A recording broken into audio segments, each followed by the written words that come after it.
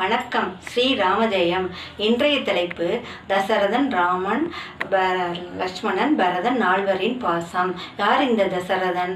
கங்கையின் வடக்கே அயோத்தியை தலைநகராக கொண்டு கோசல நாட்டை ஆண்டு வந்த சூரிய வம்சத்து அரசன் அஜ மகராஜா இந்துமதியின் புதல்வன் தசரதன். தசரதன் என்ற சொல்லுக்கு 10 ரதங்களை ஒரே நேரத்தில் செலுத்துபவன் என்று பொருள்.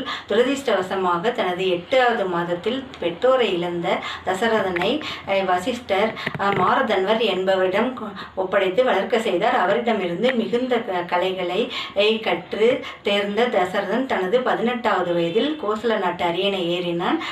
தந்தை போல மக்களை காத்தான். 3 மனைவியரை மணந்த தசரதன் நீண்ட காலமாக புத்திரபாக்கியமின்மையால் வசிஷ்டரின் ஆலோசனையின் பேரில் ரிஷியசிருங்கர் என்பவரின் தலைமையில் 12 மாதங்கள் புத்திரகாமஷ்டி யாகம் செய்து ஸ்ரீமன் நாராயணனையே ராமராவும், ஆதிசேஷனை லக்ஷ்மணராகவும், சங்கு சத்ருகனாகவும், சக்கரம் பரதனாகவும் புதல்வராக பெற்றார். ராமனுக்கு 12 வயதாகும்போது அங்கு வந்த விஸ்வாமித்திரர் தான் நடத்தும் யாகத்தை காவல் காக்க ராமனை தன்னுடன் காட்டுக்கு அனுப்ப வேண்டும் என்று கேட்க நிலைகுலைந்து போன தசரதர், ராமன் சிறியவன், நானே வருகிறேன் என்று கூற அதனால் கோபப்பட்டார் விஸ்வாமித்திரர்.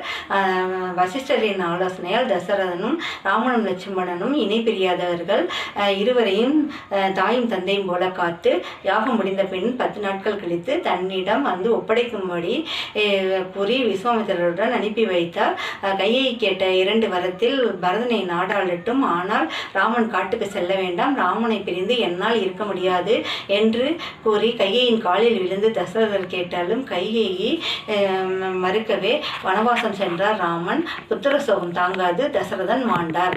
ராமன், லட்சுமணன், சீதை மூவரும் அயோத்தி மாநகரில் ரதத்தில் ஏறி மாநகரை விட்டு வெளியே வரும்போது மக்களும் கூடவே வந்து வனவாசம் செல்ல வேண்டாம் என்று கதற ராமன் ரதத்தை நிறுத்தி, அயோத்தி வாழ் மக்களே, நீங்கள் என் மீது கொண்ட பாசமும் அன்பும் எனக்கு நன்கு தெரியும்.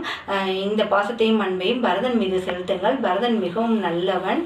என் தந்தையின் ஆணைப்படி வனத்திற்கு செல்கிறேன். வனவாசம் முடிந்து மீண்டும் உங்களை சந்திப்பேன். எமையுடைய இறைவன் முதிர்தரு கருணையின் முகம் அதில் தளரா எவ்வினை இடரில்லை இனி இன்னும் மனத்தான் மதி தரு குமரன் வலியது கொல் என ராமன் அயோத்தி வாழ் மக்களை பார்த்து தன் பாசத்தை கொட்டி தீர்த்து விட்டார். ஆதிசேஷனுடைய மறு அம்சமாகிய லக்ஷ்மணன் தன் அண்ணனை எந்த காலத்திலும் யாரும் தவறாக பேச அனுமதிக்க மாட்டார். ராமன் சேவரத்தின் போது சிவதனுசை உடைத்தார். சிவனுடைய வில்லை உடைத்த காரணத்தினால் மிகவும் கடும் கோபம் கொண்டு அங்கு வந்தார் பரசுராமர். ராமனை கொள்வேன் என்று கூற அனைவரும் நடுநடுங்கினர். லக்ஷ்மணன் மட்டும் அவரை எதிர்த்து போரிட்டார்.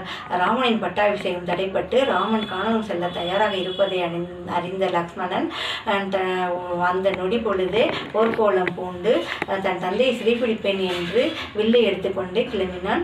ராமனும் ஏன் இந்த போர்க்கோலம் என்று கேட்க, அண்ணா, தங்கள் ராஜ்யத்தை தடுப்பவர் தேவரே, ஆனாலும் பஞ்சை நெருப்பு சுடுவது போல நான் சுட்டு விடுவேன் என்று கூற அவரை சமாதானப்படுத்தினார் ராமர். மேலும் வனவாசத்தின் போது தன் தாயின் ஆணைப்படி விஸ்வாமித்திரரிடம் பெற்ற பலா அதிபலா என்னும் 2 வரங்களை கொண்டு உண்ணாமல் உறங்காமல் ராமனையும் சீதையும் கண்ணையுமே காப்பது போல காத்தார் லக்ஷ்மணர். ராவண யுத்தத்தில் தன் மகன் இந்திரஜித்தை கொன்ற லக்ஷ்மணனை பழிவாங்க ராவணனும் மோகனாஸ்திரத்தை லக்ஷ்மணன் மீது ஏவிவிட விபீஷணரின் ஆலோசனையால் அந்த அஸ்திரத்தை அளித்தார் லக்ஷ்மணன். எனவே ராவணனின் கோபமும் விபீஷணன் மீது திரும்பியது. வேலாயுதத்தை எடுத்து விபீஷணன் மீது எறிய தன் அண்ணனை சரணடைந்தவர் சாக விடுவதா என்று நினைத்து லக்ஷ்மணரும் குறுக்கே பாய்ந்து வேலாயுதம் பட்டு மயங்கி விழுந்தார். மயங்கிய லக்ஷ்மணனின் தலையை தன் மடியில் வைத்த ராமன், அயோத்திய ராஜ வாழ்க்கை எனக்கு தேவையில்லை. என் உயிரினும் இனிய சீதாவை பிரிந்து கூட நான் வாழ்வேன். ஆனால் உன்னை பிரிந்து நான் வாழ ஒரு நொடி கூட வாழ இயலாது லக்ஷ்மணா என்று கூறி மயங்கி விழுந்தார். ஆஞ்சநேயரின் உதவியால் இருவரும் மயக்கம் தெளிந்து எரிந்து கட்டியணைத்து சகோதர பாசத்தால் கண்ணீர் விட்டனர். ராமனின் தம்பி பரதன் மிகவும் நல்லவன். கைகேயி, ராஜ்யத்தை நீ ஆள வேண்டும், ராமனை காட்டுக்கு அனுப்பிவிட்டேன் என்று கூறினாள். இதை கேட்டு தன் மகன் மகிழ்ச்சி அடைவான் என்று எண்ணினாள் கைகேயி. ஆனால் பரதனோ மிகுந்த கோபப்பட்டு, நீ எல்லாம் ஒரு தாயா என்று கூறினான். வசிஷ்டரும் லட்சுமணரும் குகனும் கூட பரதனை நினைத்து ரொம்பவும் கோவப்பட்டனர். ஆனால் அவன் மீது கோவப்படாத ஒரே ஒருவர் ராமர் தான். சுக்ரீவன் கூட வாலியை ராஜ்யத்துக்காக கொன்றான். ஆனால் ராஜ்யம் கிடைத்தும் பரதன் அண்ணன் பாசத்தால் வேண்டாம் என்று கூறினான்.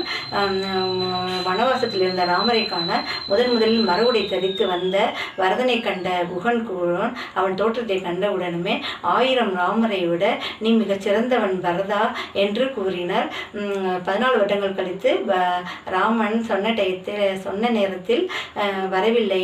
எனவே தீ மூட்டி தன் உயிரை மாய்க்க நினைத்த பரதனை நோக்கி கோசலை, பரதா, கோடி ராமர்களும் உனக்கு ஈடு இணையாக மாட்டார் என்று கூறினார். தியாகத்தின் சின்னம், பாசத்தின் மறுஉருவம் பரதன். நன்றி, வணக்கம்.